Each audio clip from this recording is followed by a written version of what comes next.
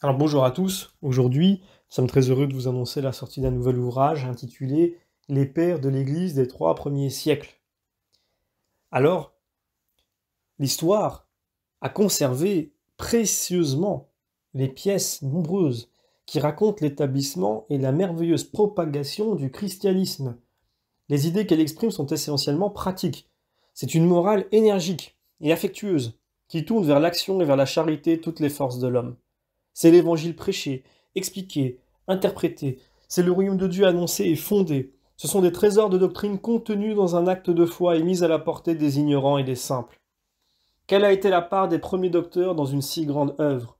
Nés presque tous au sein de l'idolâtrie et de l'opulence, ayant exploré toutes les régions de l'erreur, comment en arrivèrent-ils à céder aux instances, à la torture de la vérité? Convertis et devenus apôtres à leur tour, comment triomphèrent-ils de la sophistique des gens d'esprit, de l'intolérance des hommes d'État, du fanatisme de masse? Comment parvinrent-ils à déchirer les nuages que l'ignorance et la haine s'efforçaient de jeter sur le christianisme? Les pères sont restés les témoins d'un passé qu'ils avaient illustré. Leurs livres sont les archives d'une histoire dont ils furent les héros. Ces cours d'éloquence de Monseigneur Frépel permettent de parcourir leur portrait sur les 3 premiers siècles de l'Église. Voilà donc cet ouvrage d'un auteur que nous affectionnons beaucoup, dont nous avons déjà d'ailleurs édité des livres, et que nous espérons continuer justement, puisqu'il en reste d'autres, nous raconte finalement, finalement dresse un portrait plutôt des personnes et des écrits, donc des personnages de l'Église, des pères de l'Église, sur les 3 premiers siècles. Donc vous retrouvez évidemment des classiques, hein, vous retrouvez le pape Saint Clément, vous retrouvez Saint Polycarpe, Saint Ignace d'Antioche, Saint Justin, Athénagore, Théophile d'Antioche, Miléton de Sardes, Saint Denis l'Aréopagite, Saint Irénée, Tertullien, Origène. Vous trouvez également, évidemment, Minicius Félix, Saint Cyprien, Saint Pantène, Saint Clément d'Alexandrie, etc., etc.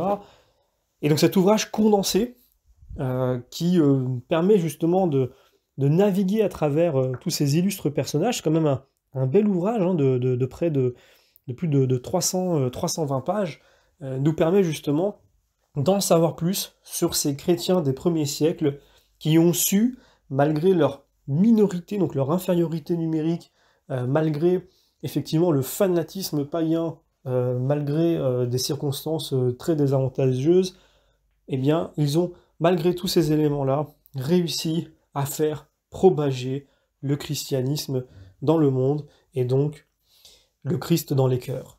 C'est un exemple pour nous qui souvent nous disons qu'aujourd'hui il est difficile en Occident de parler de Dieu, de parler de Jésus-Christ, de partager notre foi. Il faut savoir qu'il fut une époque où c'était beaucoup plus difficile.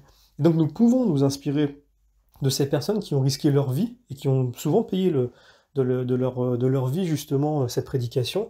Nous aujourd'hui, nous vivons quand même avec un peu moins de difficultés ces situations.